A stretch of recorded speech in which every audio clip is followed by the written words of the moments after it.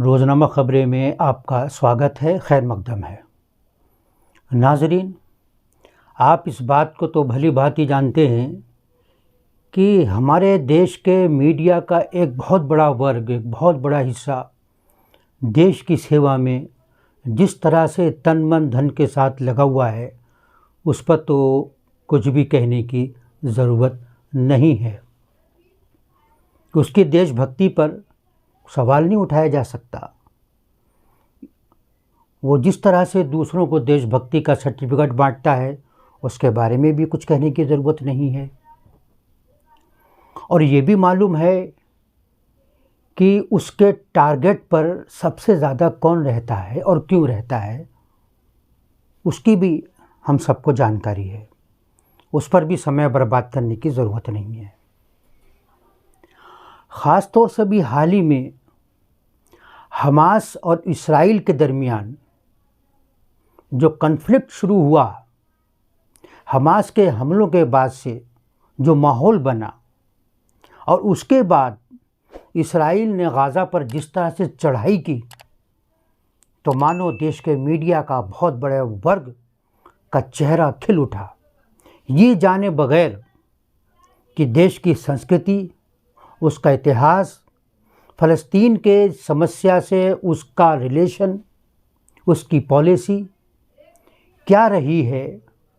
जैसा कि खुद प्रधानमंत्री ने, अगर उन्होंने हमास के हमलों को कंडम किया, तो उसके बाद हमारी विदेश मंत्रालय की तरफ से फ़लस्तीन की पॉलिसी को बहुत खुल के बयान किया गया कि हम 2 स्टेट फार्मूले पर यकीन रखते हैं और एक आज़ाद फ़लस्तीन के हामी हैं जो खुद मुख्तार स्टेट हो।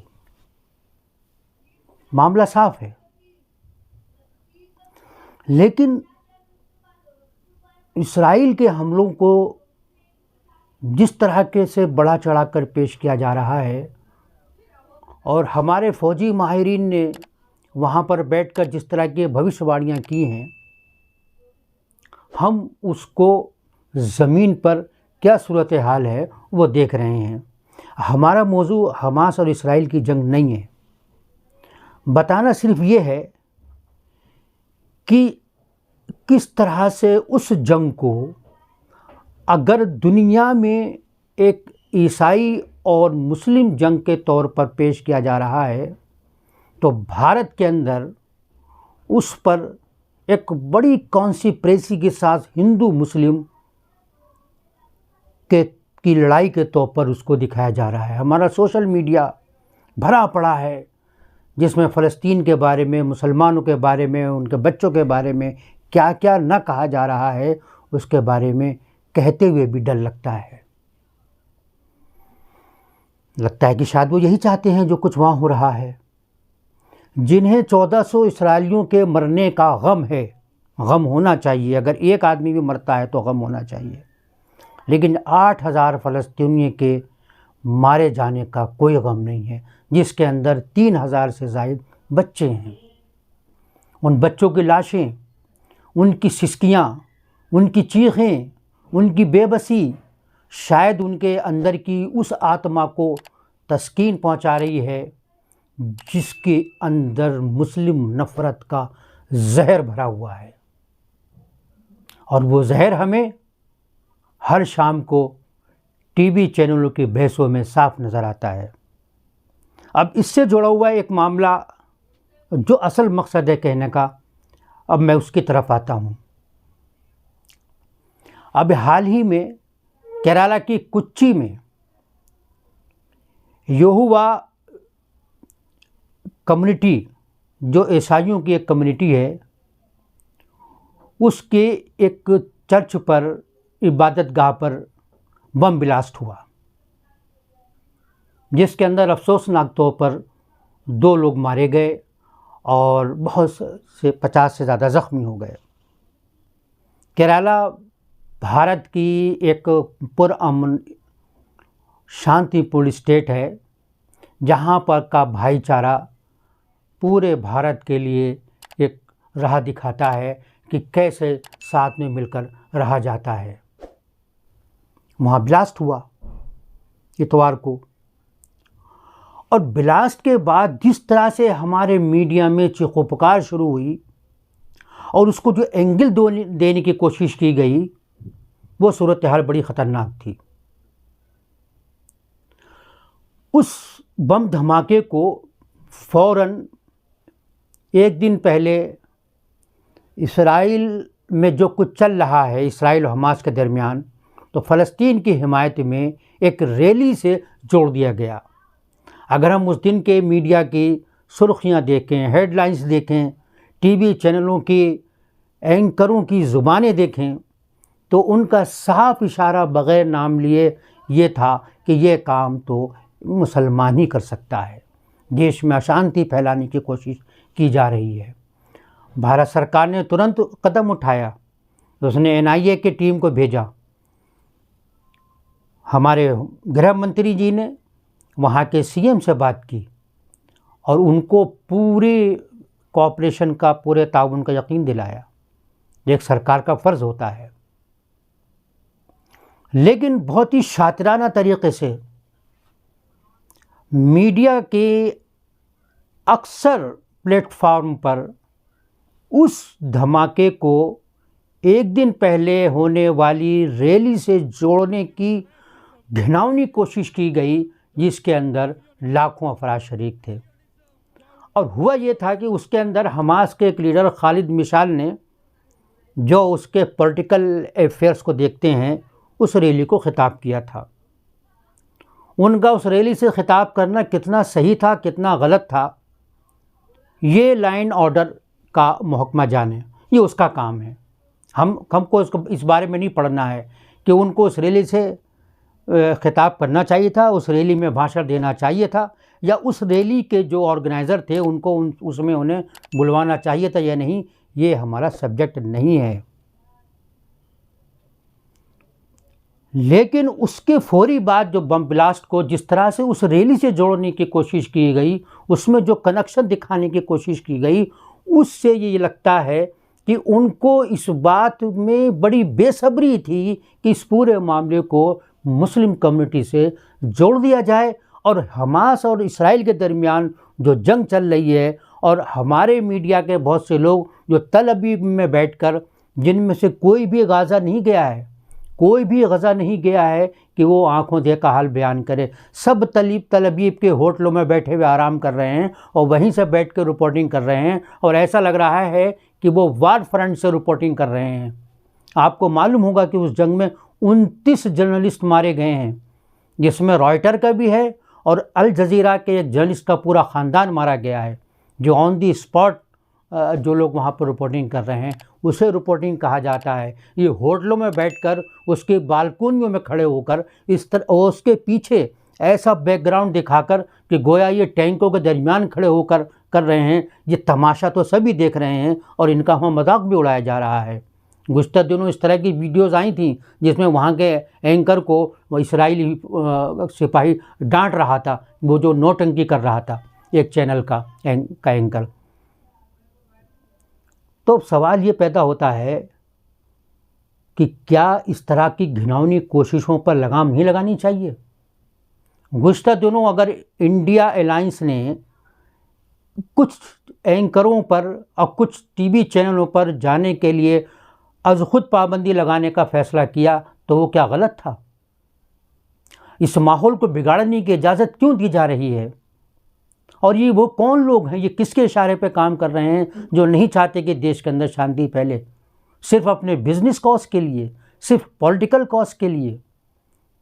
अगर सिर्फ पॉलिटिकल कॉज के लिए ये करने की कोशिश की जा रही है, सिर्फ अपनी TRP बढ़ाने के लिए ये कोशिश की जा रही है, इस मुल्क के माहौल को ख़राब करने की कोशिश की जा रही है, तो इसको बारे में नोटिस लेना बहुत ज़रूरी है। हमारी वो तंजीमें, जो मुस्लिम तंजीमें हों या गैर मुस्लिम तंजीमें हों, जो NGOs हों, उनको इस बारे में ज़रूर कोर्ट का दरवाज़ा खटखटाना चाहिए। हालांकि सुप्रीम कोर्ट कई बार वार्निंग दे चुका है, सख्ती कर चुका है, सरकार से भी कह चुका है कि गाइडलाइंस बनाइए, लेकिन न तो सरकार के कान पर जूं नहीं रही है, न उन एंकरों के मिजाज और उनके रवैये में किसी तरह का कोई फ़र्क आया है। तो कहना यह है कि उस बहाने से उस माहौल को बिगाड़ने की कोशिश की जा रही थी, चूँकि कुछ रियासतों में चुनाव भी चल रहे हैं और उस चुनाव में अगर इसमें उस आग में अगर ये घी डाल दिया जाए तो शायद उसका किसी को पॉलिटिकल बेनिफिट मिल सकता है और मुमकिन है कि ये कोशिशें उसका एक हिस्सा हों। लेकिन चूँकि हमारे पास उसको साबित करने के लिए कोई शवाहिद नहीं है, इसलिए हम ये बात नहीं कह सकते।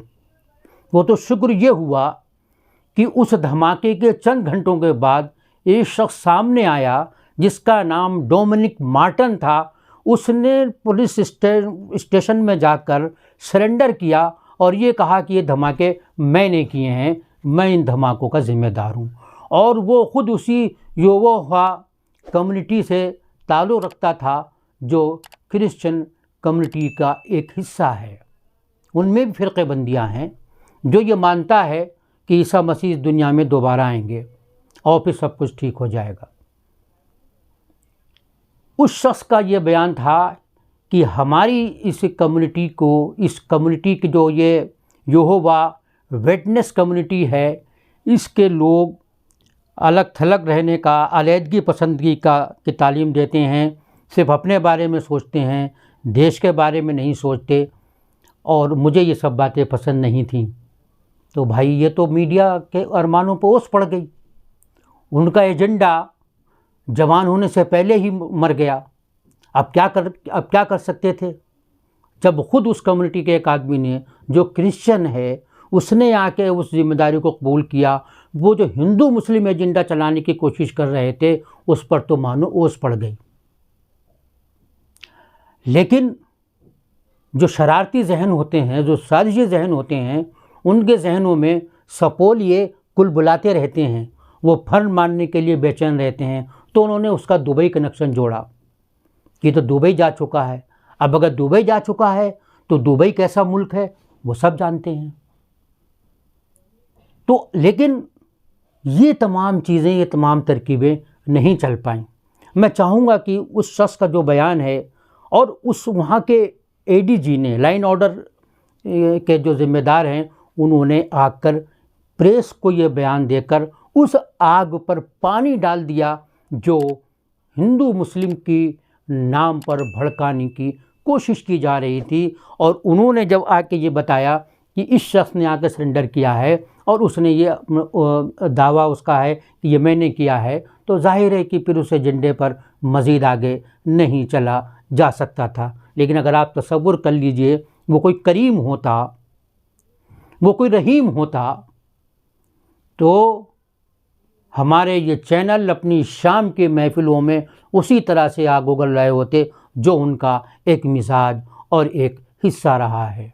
हमें इस तरह की चीज़ों से होशियार रहने की ज़रूरत है, अलर्ट रहने की ज़रूरत है। फेक न्यूज़ से, फेक वीडियोस के बारे में बहुत ज़्यादा आगाह रहने की ज़रूरत है। न हम ऐसी चीज़ों को बढ़ाएं, न ऐसी चीज़ों को पढ़ाएं, न उनकी हौसला अफजाई करें। और जब तक किसी न्यूज़ के बारे में फैक्ट चेक न कर लें, उसके बारे में कोई तबसरा करने की भी ज़रूरत नहीं है, न उसे आगे बढ़ाने की ज़रूरत है। इसलिए कि अगर हम ऐसा करते हैं तो हम उसी एजेंडे का एक हिस्सा बन जाते हैं जो एजेंडा इस मुल्क के अंदर पूरे धड़ल्ले के साथ चलाया जा रहा है। हमें अपने मीडिया के एक बड़े हिस्से के ऊपर बड़ी पैनी निगाह रखने की ज़रूरत है। उनके लबो लहजे को, उनके बयान को, उनके लफ्ज़ों को, उनके स्टाइल को, उनके इशारों को समझने की ज़रूरत है कि इशारा कहाँ है, नज़र कहाँ है और टारगेट क्या है। इस वक्त इत्तेफाक से मॉनेटरी कम्युनिटी चारों तरफ से घिरी हुई है, सियासी तौर पर भी, समाजी तौर पर भी, माशी तौर पर भी और नज़रियाती तौर पर भी उसके ऊपर हमला हो रहा है और उसे दीवार से लगा दिया गया है कि उसके अंदर अपने आप के मुजरिम होने का एहसास हो। और जब किसी के अंदर मुजरिम होने का एहसास होता है तो उसके अंदर फिर अपना हक़ मांगने की हिम्मत नहीं रहती। केरला का वाक़या एक आगाही है, एक नोटिस है, एक वार्निंग है कि इस मुल्क के अंदर कुछ लोग नहीं चाहते कि शांति रहे। हमारे मुल्क ने, हमारे मुल्क के आईन ने, संविधान ने सबको आज़ादी दी है कि वो कानून के दायरे में रहकर अपनी बात कह सकते हैं, अल्फाज का सही सिलेक्शन करके अपनी बात को कह सकते हैं कि किसी दूसरे फ़िरके को चोट न पहुँचे। ये सब को ख्याल रखने की ज़रूरत है। केरला के मामले में मीडिया की जो साजिश थी, मीडिया जिस तरह से माहौल को ख़राब करना चाहता था, वो उसमें नाकाम रहा है, क्योंकि उस हमले का ज़िम्मेदार डोमिनिक मार्टन निकला। मेरा ख़्याल है कि डोमिनिक मार्टन के सामने आने के बाद जिस तरह से सूरत हाल बदली है, आपने उसको समझ लिया होगा। आज के लिए बस इतना ही।